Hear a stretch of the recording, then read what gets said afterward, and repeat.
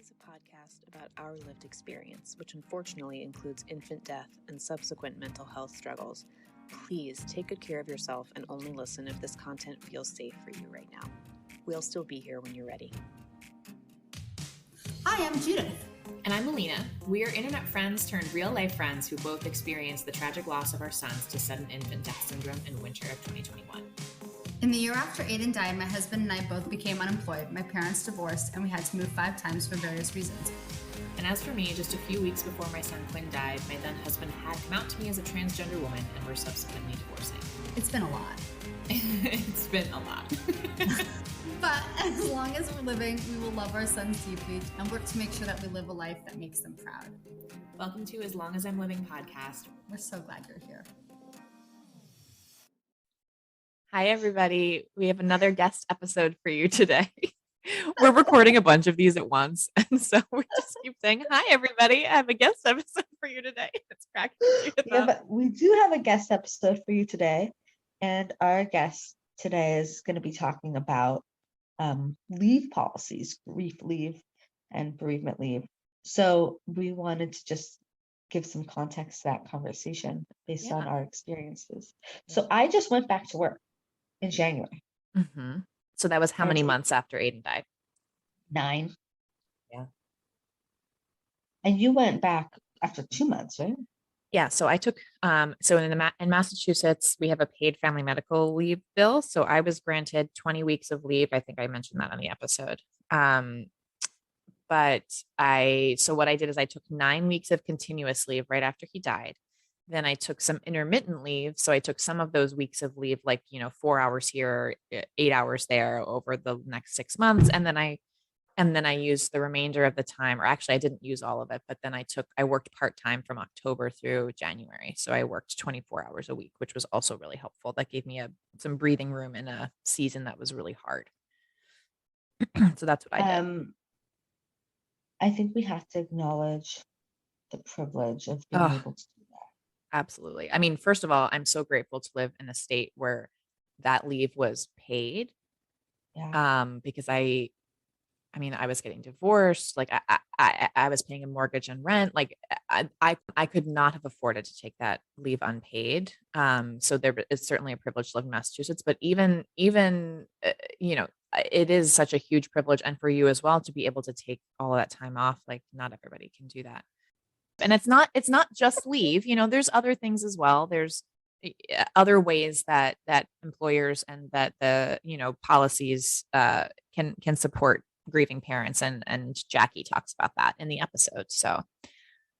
But, I also just want to add to this that I think there are companies, and I want to say mine that I was working for, that their heart was in the right place. They wanted to do this. They didn't have the tools to do so. I completely agree. They wanted to give me as much time as I could. They wanted to give me paid leave. They wanted to give me the space. They wanted it. Mm-hmm. And they didn't have the ability to do that for a variety of reasons, because the bills weren't in place where I was living in Missouri at the time, but also because it's a huge university and there was no policy. Mm-hmm. And because my boss had a good intention, but she was one person in a very tall vertical. She couldn't make the decisions on her own.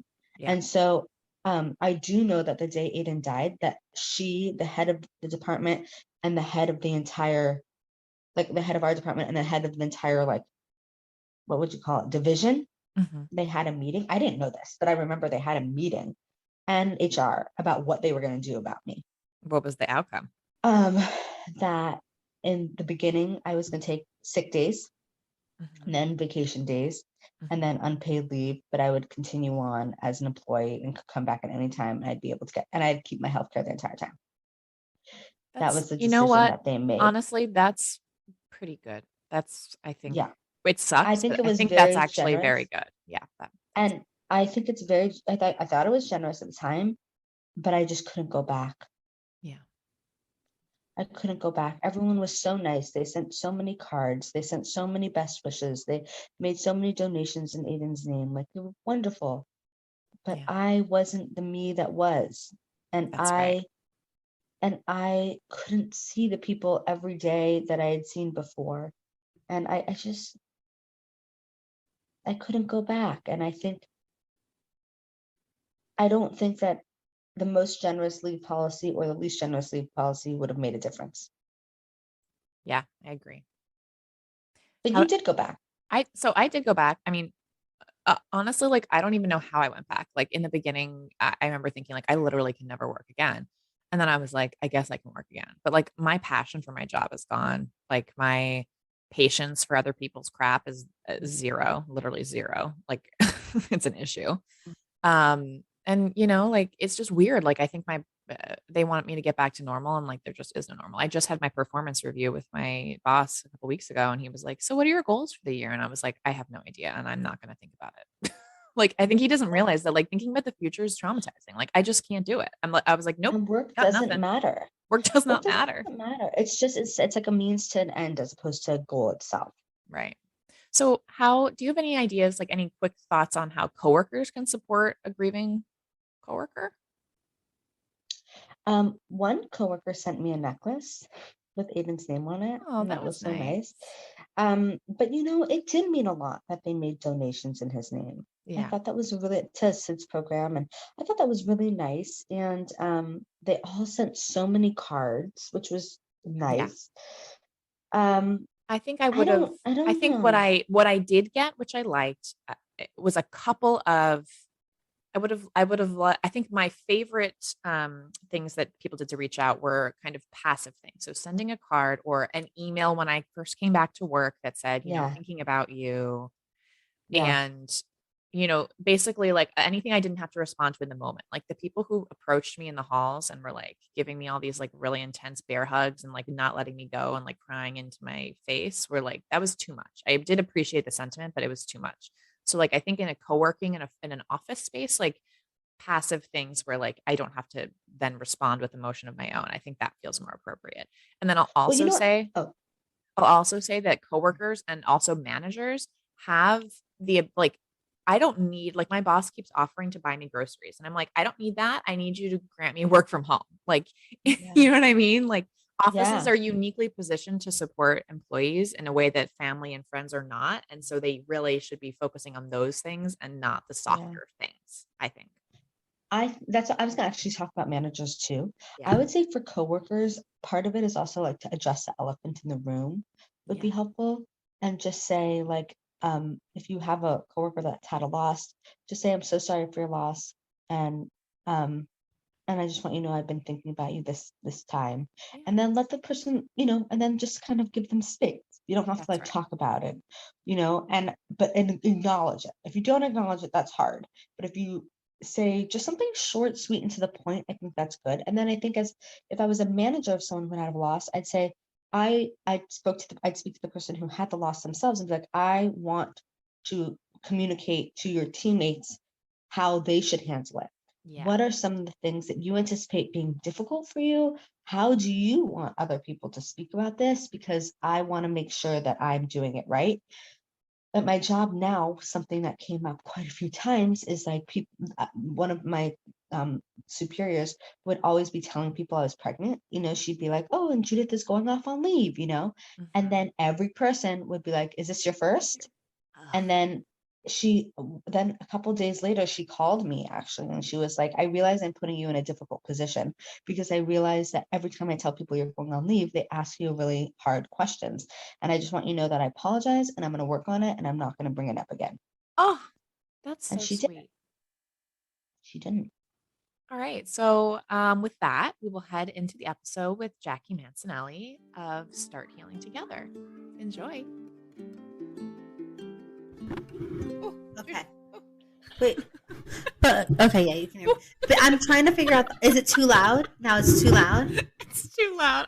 Now is this better? Is this better? This is very hard. I think this is good. I think I'm a good You sound perfect. I'm just laughing so hard because Jackie does not know us at all. I think you're the first person we're interviewing that neither of us knows at all. And you've rolled in here and we're like, I'm in my pajamas. I just have to say that this is way past my bedtime. Okay, well, it's 8:30. I'm so tired, but I'm excited to have this conversation. I love this. I think this whole thing is great. It's amazing. I was up from 3 to 7 last night, so I am really like not functional. Okay, so welcome to the podcast, Jackie, and welcome to the podcast, everyone. My name is Judith, and I'm Aiden's mom. I'm Alina, and I am Quinn's mom. And we have with us a special guest today. Do you want to introduce yourself? Yeah, so I am Jackie Mancinelli, and I am Richard's mom. And my husband and I lost Richard, our firstborn, in 2016 after an emergency delivery. And Jackie is the founder of Start Healing Together. And, tell us a little bit about Start Healing Together. Yeah, so Start Healing Together. So first, I'm a high school teacher. I've been teaching for 12 years. And I went through a miscarriage and then an infant loss. And for the last 7-8 years, I've really kept my identity as a mom and my teaching identity very separate. And I realized that I needed a lot more support in the workplace. I kept my miscarriage a big secret.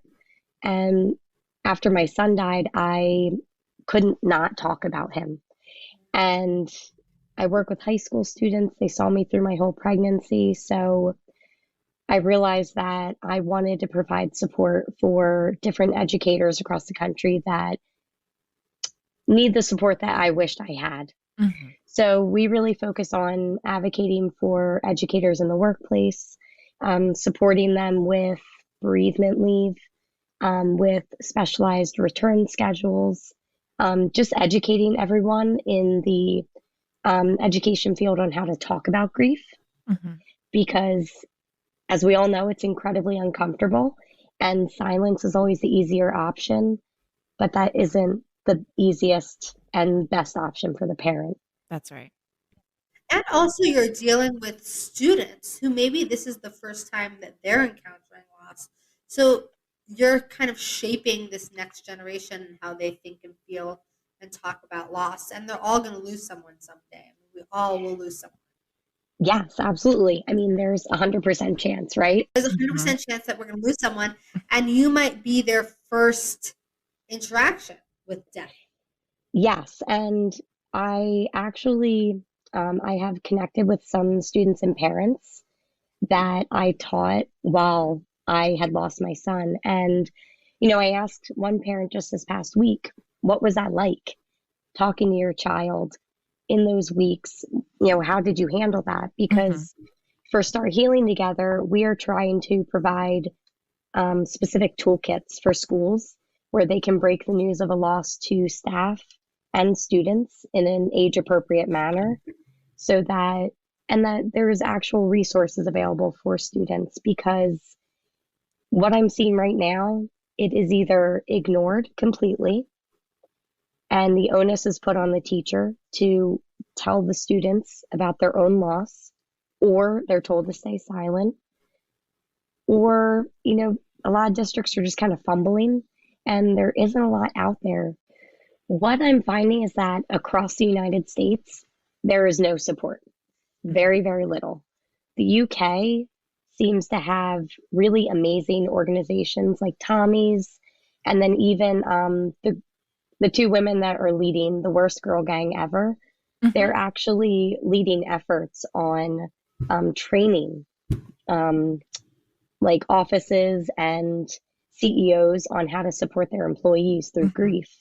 And it's something that is, we want to think that we all have this natural empathy, but talking to someone who lost a child is very difficult. Yeah.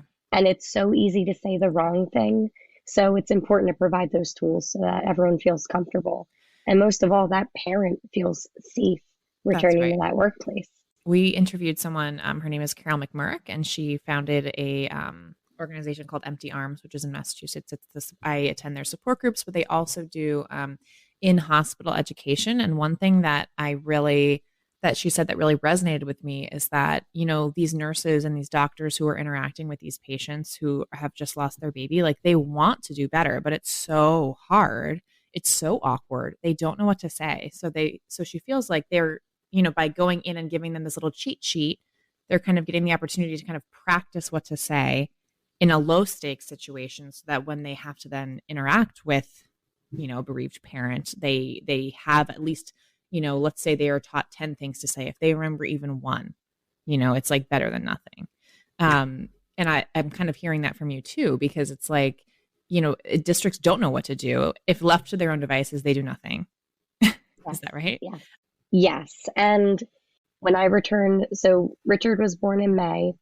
I left the rest of the school year. I returned in September, and I had to return to a lot of students that I taught the previous year because I had them as juniors. I had them again as seniors, and no one knew how to interact with me. My colleagues were very uncomfortable. No administrator said anything, not even on an individual level. And yeah, it's the same exact workload, same times. My breakdowns happened in the middle of the class. Like every anniversary, I was like, I had to be honest and say, this would have been my son's 6-month birthday. I'm having a hard day. Like, you guys are going to work independently. I'll be available to ask questions, but because I knew I was just going to break down crying. And you can't schedule like grief and those breakdowns. So it was a lot of like driving to work and driving home, just crying. Can you tell me a little bit about what you advocate for? Like, what are some of the policy changes that you wish different school districts took? Like, where are we heading with this work? So one of the first things that we started doing is working with teachers' unions to update contract language. Because for the most part, especially in the state I work in, which is New Jersey, every contract has bereavement leave. And it's anywhere from 3 to 7 days. And it will usually specify, immediate family member, mother, father, sister, brother, child. But that word child can be, unfortunately, some school districts will say, well, if you had a stillbirth, that doesn't count. A miscarriage doesn't count. Yes, this was a conversation I had just the other week. And it's really important that we specify specific pregnancy losses and also specific failed fertility treatments, because we work and support infertility as well. So we try to make sure if that's in the contract, then every school district is required to follow it. But additionally, then every single educator, as soon as they're hired, they look at that contract and they know if that ever happens, there's no questions asked. Right. You don't have to keep it a secret. You can say, hey, look, I have a doctor's note to support this. I'm going to take my 5 days of leave. 5 days does not seem like enough. It is not at all. I was out of the workforce for 9 months. 9 months.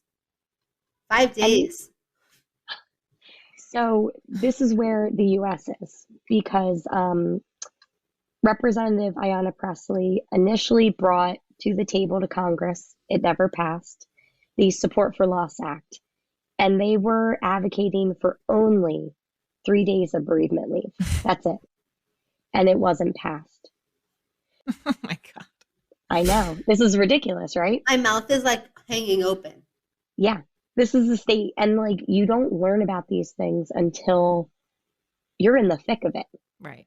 And then right after, you're like, wait, I have to go back to my work, go do the same exact job, and I have no idea what even happened. You're in no state to even be negotiating for yourself. Like, let's say, like, maybe they would even grant you additional leave on, some personal case-by-case basis. You're in no state to be like, can I have that? You're literally just trying to get through the day. Yes. So that's also something that we're doing, where we're trying to get the word out to as many unions as possible, as many schools, because we can say, when this happens, you call us, we can serve as an advocate. And we can talk to that parent one-on-one, or in some cases, I talk to their support person. And I say, okay, tell me what it's like when they return to the classroom. What are they worried about? And then we can work together to figure out a plan. There's a nonprofit called Evermore out of DC, and they are working to get national bereavement leave. But even that, it's maybe 5 days. 5 days? Yeah.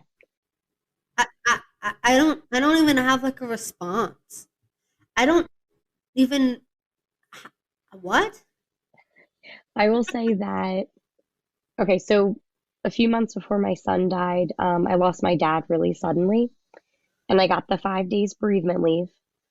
All 5 days were planning and paperwork. Yeah. There was Yeah. zero time for grief. Right. And I just had to return to work. And at that point, I was just numb and just kind of faking it through every day because I had no idea what had even just happened. I was still in a state of shock. Yeah. Can I ask if does New Jersey have any paid like family medical leave laws? They do. And so that's something else that I'm currently working on is some legislative work, because New Jersey offers 12 weeks of paid leave to care for a family member. However, if you lose your baby, especially, during pregnancy, it does not count because you are now only caring for yourself. So that money is no longer available. So I've worked with several teachers this year who gave birth and they did not want to use up all their sick days because they wanted to save them for future maternity leave. And they couldn't afford to go on unpaid leave because you could use the Federal Medical Leave Act, right, which is 12 weeks, but it's all unpaid.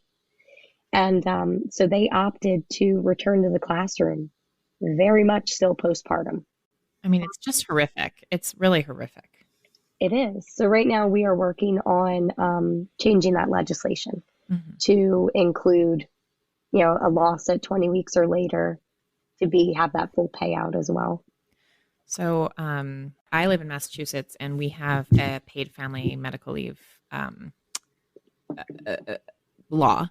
And so I was granted paid leave for my own serious health condition. That said, I had to fill out a lot of paperwork that essentially indicated that I was not able to concentrate and that my brain had stopped working and that I was having panic attacks and depressive episodes and all of this that I had to submit to my employer. It was a whole rather humiliating thing. It actually kind of reminded me of after I gave birth and they asked, was it vaginal or cesarean? I was like, are they just making conversation? And then I realized, no, it's because that determines how much, whether I got 6 or 8 weeks of short-term disability, whether I gave birth vaginally or cesarean. And I was like, that is bizarrely intrusive. It was the same thing. Like in order to get this leave, which I'm so grateful for. And I can genuinely say like it helped me heal, was having that time and space. Like I had to jump through all of these hoops and send all of this really personal medical information to my employer, which is just bizarre.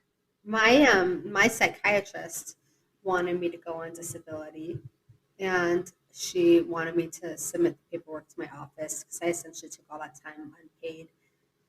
And I couldn't do it. It was too much paperwork. It was confusing. I was so confused about what needed to be done and what doctors needed to be sending what, and my OB and the psychiatrist and the office. And like, I couldn't do it. I essentially lost a lot of income this year because I just couldn't deal with the logistics. My brain, it was easier to just walk away from the whole job and be like, I'm not coming back. And that's a privilege. I just want to say, like, most people don't have the ability. I was also living with my parents, so my expenses were low. And it was rather stressful. I paid in other ways, let me just say. But but my point is that it was like advocating for yourself when you're at your lowest and your weakest is so hard. Mm-hmm. And if there was someone who would have come to me and said like, hi, I work with the union, or my job is to advocate for you and your grief and your loss to make sure that you get the funds that you're entitled to because you're paying taxes and whatever, that would have been such a huge help as opposed to me trying to navigate my own when I couldn't even remember where my keys were. Yeah, I mean, like brain fog is such a real thing during grief. And it's like re-traumatizing to go through the medical paperwork and trying to fill out all this paper. And you're right, like nothing makes any sense. It is very overwhelming. And what I found when I started doing some more research about the law in New Jersey is that the state has excellent temporary disability insurance, but the one sector that is exempt from it are public employees, which would be teachers. And I think there's only 1 or 2 school districts in the entire state of New Jersey that opted into the plan, but it would have been 26 weeks of paid leave that would have covered something like this. Wow. I think this goes back to something that we've talked about on the podcast before, which is just feeling like you're not even being seen, like you're almost invisible, like people just want to write off you and your loss because it's too scary or it's too uncomfortable. And I feel like it never occurred to me that I am not being seen until having some of these conversations. They just don't want to see it. I don't know. I mean, it's also thankfully rare, right? I guess that's good, right? But it doesn't happen that frequently. Like children aren't supposed to die, but still that does make it harder because they're not going to encounter it as many times as other issues, medical issues. But it's not that uncommon, honestly, especially if you fold in miscarriages, which are very common, devastating, but common. And, infertility and everything, that's a huge subset of families that are experiencing something like this. So I think people like to sweep it under the rug, but it does actually happen fairly frequently. Yeah. And that's one of those things I'm glad you said, like, it's not common, but then it sort of is, because that's how I feel too about like my losses, where like what happened to my son was like crazy rare, but it still happened. Yeah. And it was something that like, I was still that statistic. Yep. But yeah, you're right. I mean, but everyone, like if we go back to where we started, where everyone loses someone. Yeah. Why in the world is the workplace not equipped to handle that? Yeah. I mean, every loss, is different, but grief often shows up in similar ways. And a lot of, someone who loses a husband versus a child, very different losses, but there are some things like you can say certain things to that person to support them. You can offer certain types of leave. And, we focus a lot on mental health right now, especially in schools, but we don't look at the teachers. Right.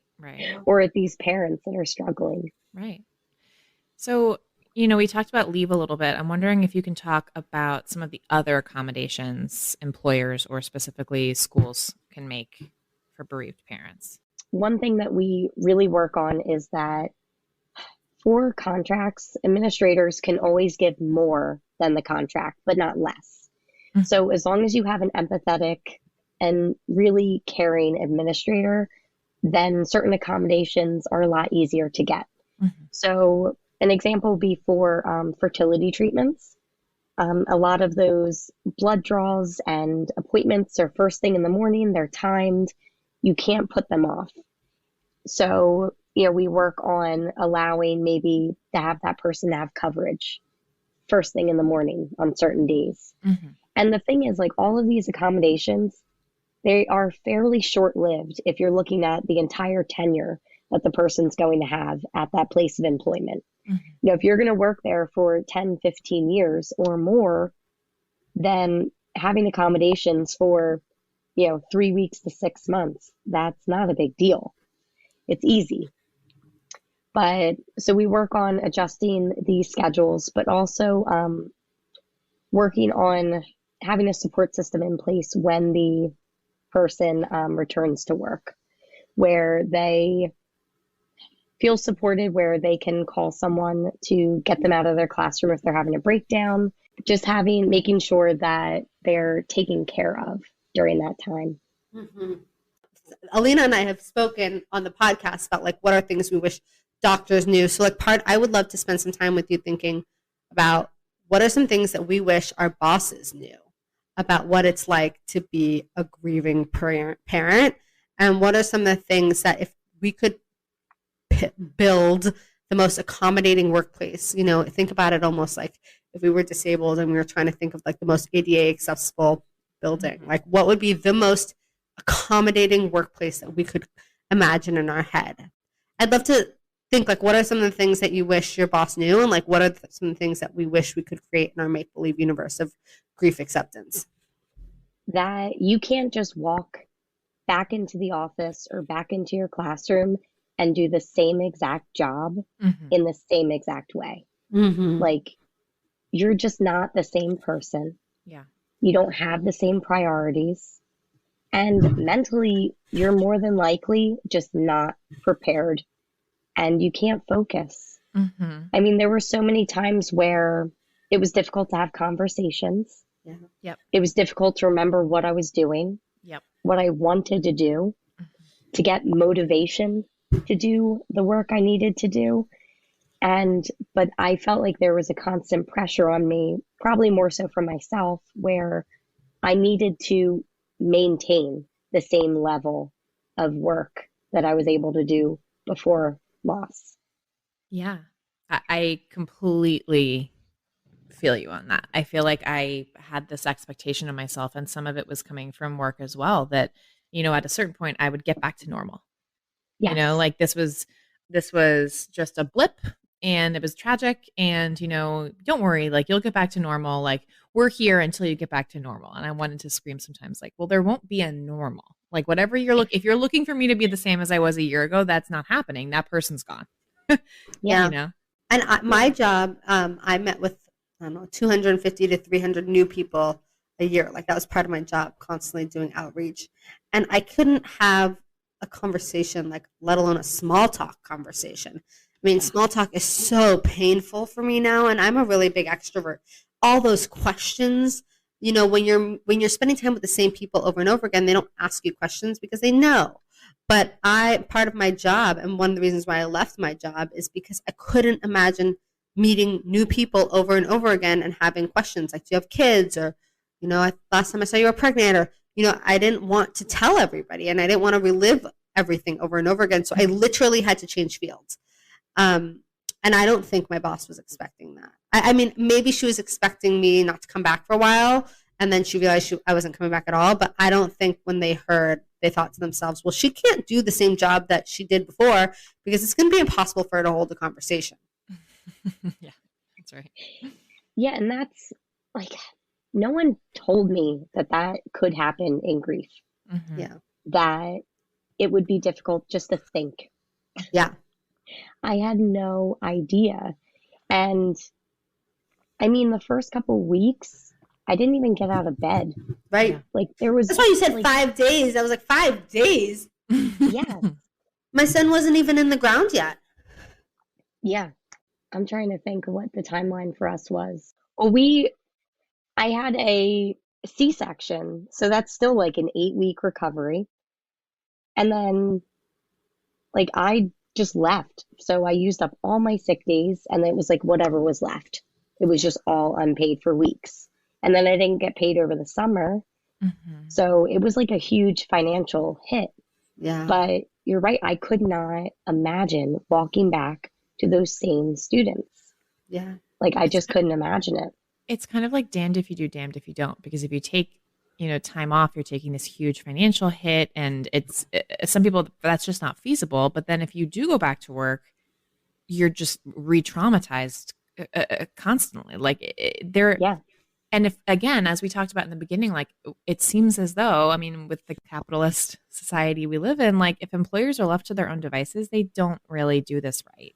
But why is this so hard to understand that we would need accommodation for a continued period of time? Yeah, and that a big thing is shifting the focus away from seeing an employee as an employee, just someone who makes money for the company, and looking at them as an individual, as an individual that has needs, is hurting, and needs to be supported holistically. That's right. But that is something that, like you said, like, I don't quite understand why it's so difficult, because if grief is so universal, why are we not supported? And I think it goes back to, I mean, just to be blunt, it's seen as an inconvenience. Yeah.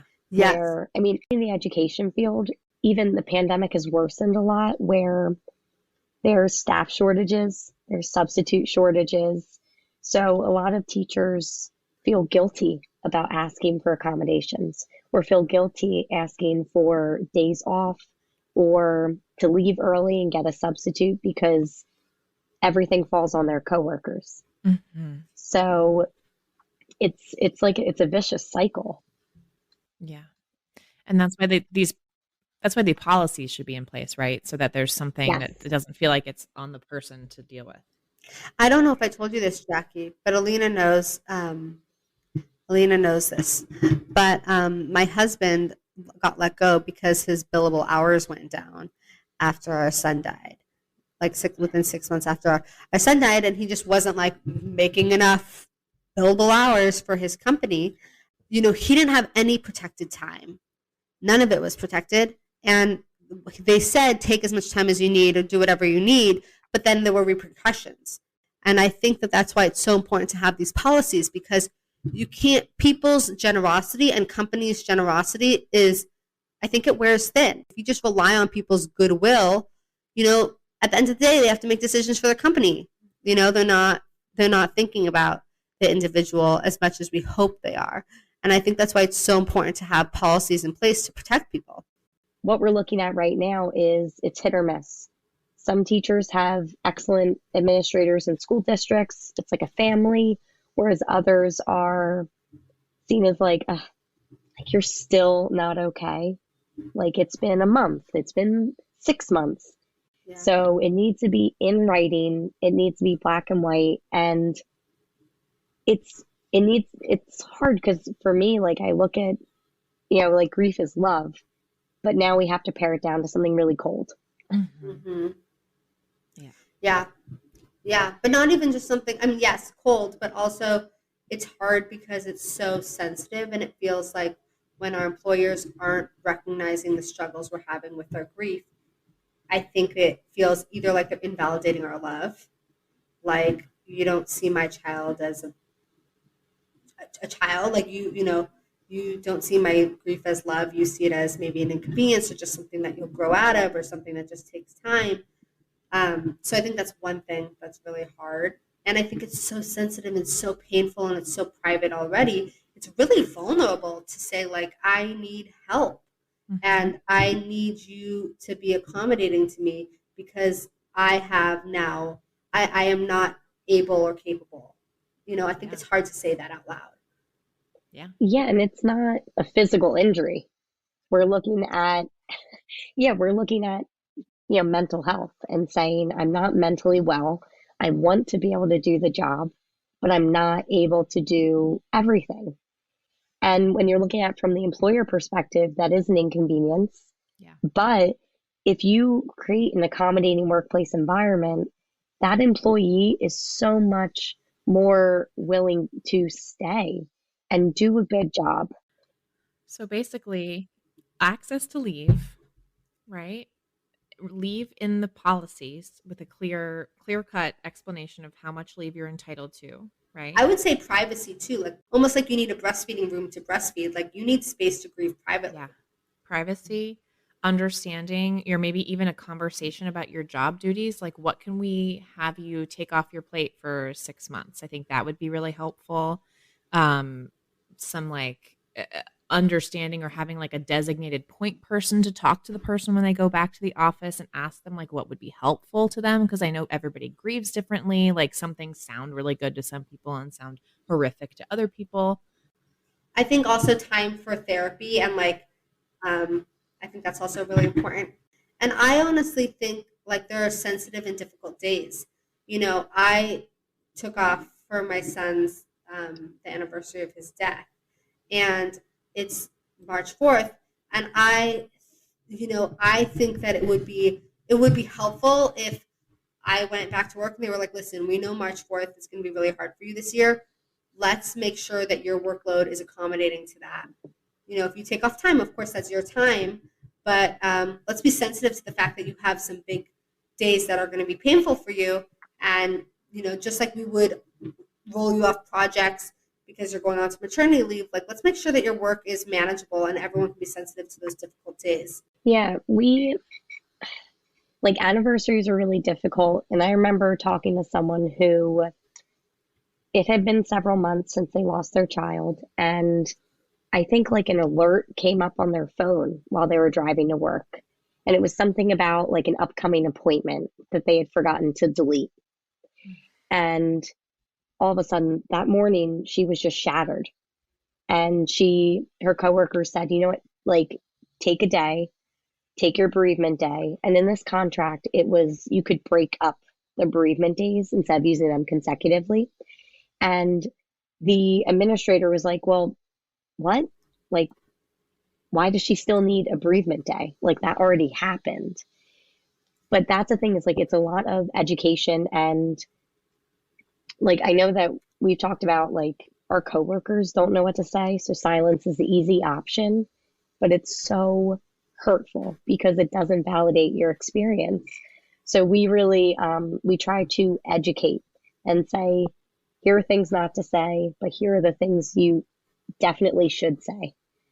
And then we work individually with the parent and say, like, what are you really worried about?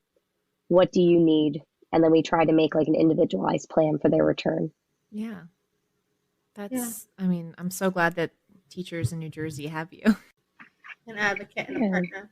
I really appreciate you doing the work. Thank you. Yeah, it's been a journey, but it's definitely very much needed, and it's been healing for me because the way to honor my son. I just love talking about my son all the time. It makes me happy. That's how we feel with the podcast too. We totally get it. Yeah. We totally get it. And we love hearing about the work you're doing, and we love to honor Richard through this work. Yeah. And we're thinking about him, and we tell Aiden and Quinn to go say hi. Absolutely. They're going to party together. They're going to party together. Although Richard's now a big boy. Yeah. His 6th birthday is in May 16th. He's practically a babysitter now. Yeah, right? He's like the one, he's like opening the Capri Suns. Yeah. He's like, let me show you. I love it. I love it. I always think about that, like whenever I hear about a loss that's a little older than Aiden, I'm always like, oh good, someone can show him around. Someone can show him the ropes. I don't want my son to be struggling up there, you know what I mean? I want him to have friends. I want him to have food. I'm a Jewish mother. To all of our wonderful new friends, we want to hear from you.